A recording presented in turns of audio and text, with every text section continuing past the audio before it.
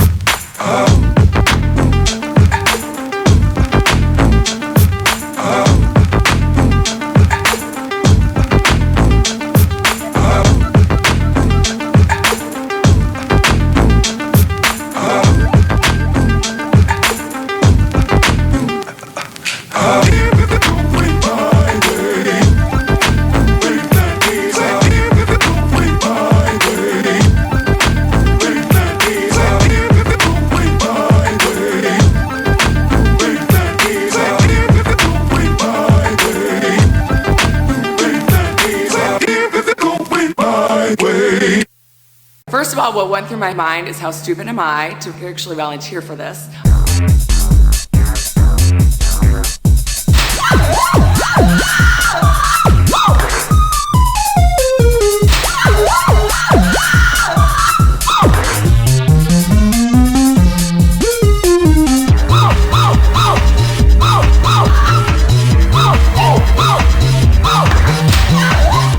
It was unbelievably painful.